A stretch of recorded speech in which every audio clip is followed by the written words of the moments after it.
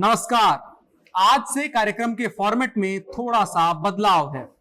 अब से सबसे पहले दिन के इन शॉर्ट्स होंगे जिनमें बेहद कम शब्दों में दिन की कुछ प्रमुख खबरों को बताएंगे। फिर दिन की बड़ी खबर पर विस्तार से बात करेंगे। उसके बाद खास ये कि हर रोज एक कानूनी फैसले को समझने और समझाने की कोशिश करेंगे और आखिर में हम सब एक नसीहत लेकर जाएंगे। कुछ इस तरह होगा हमारा रोजनामचा जनता जंक्शन शो। मेरा नाम है अनुराग मिश्रा। आइए बढ़ चलते हैं कार्यक्रम में।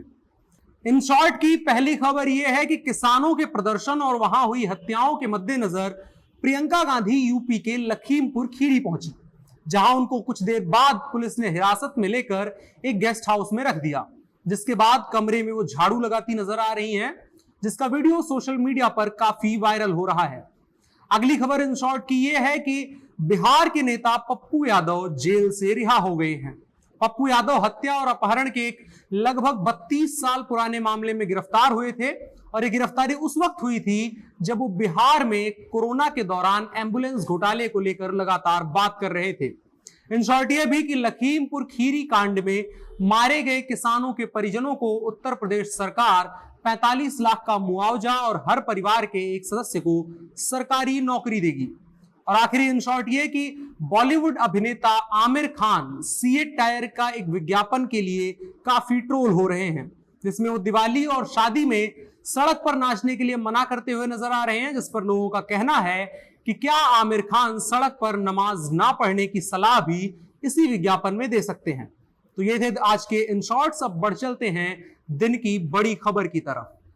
बड़ी खबर में हम बात कर सकते थे शाहरुख खान के बेटे आर्यन खान के ड्रग्स के केस के बारे में।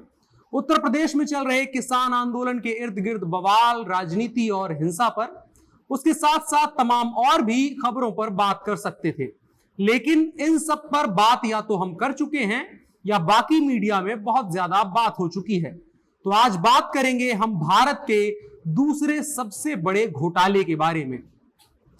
पहला घोटाला और सबसे बड़ा घोटाला कोल ब्लॉक आवंटन का माना जाता है, लेकिन अब एक और नया घोटाला प्रकाश में आ रहा है। इस पर लगातार प्रशासन नजर बनाए हुए और खबरिया चैनलों में कहीं ना कहीं इसको थोड़ा सा स्थान मिल रहा है। तो बात यूं है कि ग्रेटर नोएडा में सबसे बड़ा भूखंड आवंटन घोटाला हुआ है। इसकी अनुमानित लागत 2 लाख करोड़ से कहीं ज्यादा है। इस घोटाले को अंजाम देने के लिए ग्रेटर नोएडा में किसानों की जमीन हासिल करने के लिए 2 बार अर्जेंसी क्लॉज लगाया गया था और यही अर्जेंसी क्लॉज सबसे बड़ा खेल है। अर्जेंसी क्लॉज भूमि अधिग्रहण से जुड़ा हुआ मामला है।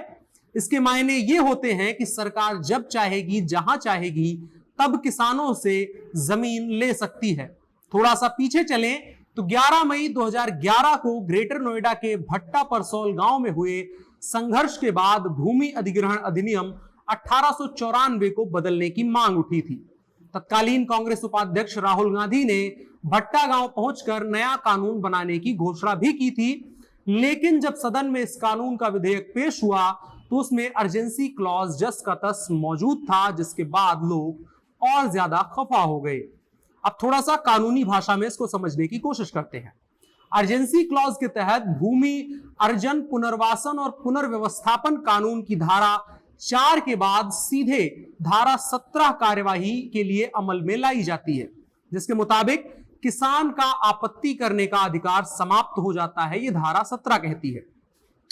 कानून की धारा 1 से लेकर 8 तक किसान के पास कुछ अधिकार सुरक्षित रहते हैं अपील करने के, लेकिन धारा 9 पर पहुंचते ही उसके आगे अर्जेंसी क्लॉज आ जाता है, जिसमें कहा गया है कि अगर सरकार को जमीन की जरूरत है तो बिल की धारा 38 लागू हो जाएगी। और बिल की धारा 38 की उपधारा 4 में स्पष्ट लिखा है कि अगर सरकार को जमीन की आवश्यकता महसूस होती है तो वो एक अधिसूचना जारी करेगी और फिर कभी भी जमीन पर कब्जा कर सकती है। इन्हीं कानूनों की आड़ में इस सबसे बड़े घोटाले को अंजाम दिया गया।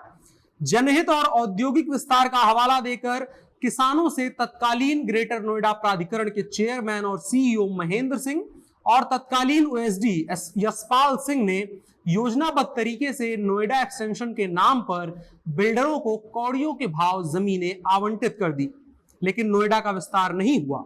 जमीन ग्रेटर नोएडा प्राधिकरण क्षेत्र में थी, लेकिन जो निवेश आ सकता था वो सिर्फ नोएडा के ही नाम पर आ सकता था, इसलिए उस इलाके का नाम नोएडा एक्सटेंशन रखा गया। और यही नहीं, नोएडा में तकरीबन 2 लाख वर्ग मीटर जमीन किसानों से अर्जेंसी क्लॉज के तहत छीनी गई।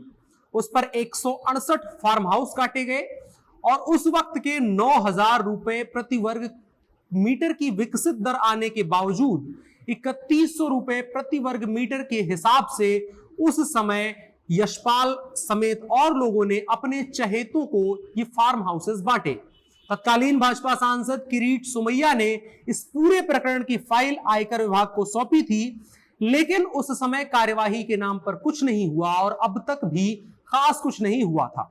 उन फाइलों में इन 2 अधिकारियों के अलावा लगभग 13 से 15 नाम थे और कैसे बिल्डरों को जमीनें आवंटित की गई थी, किन कंपनियों के माध्यम से भूखंड का पैसा विदेशों को ट्रांसफर किया गया था, किन विदेशी कंपनियों के माध्यम से पैसा देश में वापस आया और 1 नंबर की रकम बन गया। यह पूरा खेल बाकायदा 300 सेल कंपनियों के जरिए कांग्रेस सरकार में किया गया, जिसमें शेयर की दर को आर्टिफिशियल तरीके से बढ़ाया गया और उसके बाद 25 से 30 कंपनियों में पूरी रकम को कन्वर्ट कर लिया गया। हालांकि अब घोटाला खुलना शुरू हुआ है तो उम्मीद की जा रही है कि पूरा सच बाहर आएगा। आज की बड़ी खबर में इतना ही, बढ़ते हैं आज के कानून की तरफ। इसमें बात आज हुए देश की अदालतों के किसी एक फैसले या एक किसी आदेश या कुछ भी जो अदालत से निकल करके आता है और आपके लिए जानना जरूरी है, उसकी बात करेंगे। आज के कानून में बात उस जनहित याचिका की जिसको खारिज करते हुए इलाहाबाद हाईकोर्ट ने याचिकाकर्ता पर 3,000 रुपए का जुर्माना लगाया है। दरअसल एक जनहित याचिका दायर की गई थी इलाहाबाद हाईकोर्ट में, जिसमें सरकार के उस आदेश को चुनौती दी गई थी जिसमें अंग्रेजी भाषा में जाति प्रमाण पत्र जारी करने की अनुमति दी गई थी। याचिकाकर्ता और उसके वकील का तर्क था कि अंग्रेजी में जाति प्रमाण पत्र जारी करने पर प्रतिबंध है और इससे अन्य जातियों के लोग आवेदन करेंगे, खास करके पिछड़ी जातियों के, और प्रमाण पत्र प्राप्त करेंगे तो उनको भी समस्याएं होंगी। शुरुआत में तो न्यायालय ने इस तथ्य को ध्यान में रखा कि अनुसूचित जाति और अनुसूचित जनजाति को हिंदी में भी जाति प्रमाण पत्र जारी करने का आदेश है, लेकिन बाद में न्यायालय ने पाया कि जाति प्रमाण पत्र को अंग्रेजी में जारी करने का आदेश भारत सरकार का है और साथ ही ये मामला उत्तर प्रदेश का है, तो उत्तर प्रदेश सरकार का भी आदेश अंग्रेजी में जाति प्रमाण पत्र जारी करने का है, हिंदी में नहीं। अतः कोर्ट ने पाया कि ऐसा कुछ भी गलत नहीं है इस जाति प्रमाण पत्र को जारी करने के आदेश में, और यह अपील याचिकाकर्ता ने महज पब्लिसिटी पाने के उद्देश्य से की थी। इसलिए इस अपील को रद्द करते हुए याचिकाकर्ता पर 3,000 रुपए का जुर्माना लगाया गया। आखिरी में एक नसीहत में बोल हम रहे हैं, लेकिन शब्द किसी एक ऐसे के होंगे जो हमको और आप दोनों को नसीहत देने के काबिल होगा। कबीरदास के बारे में कहीं मैंने सुना था कि इनके हर एक दोहे पर पीएचडी की जा सकती है, तो आज की नसीहत में ये दोहा आपके और मेरे लिए। माटी कहे कुम्हार से तू क्या रौंदे मोए, एक दिन ऐसा आएगा मैं रौंदूंगी तोए। जिंदगी है और इस जिंदगी में सब कुछ के बाद भी जो कुछ बच जाता है वो है समय। समय की ताकत पहचाने, समय के आगे कुछ भी बलवान नहीं है। मिट्टी और कुम्हार के जरिए कबीरदास यही कह रहे हैं। बाकी मौज करिए और अपने आसपास सबका ख्याल रखिए। कल फिर मिलेंगे, तब तक हमें दीजिए इजाजत। आप जनता जंक्शन देख रहे थे। शुभ रात्रि।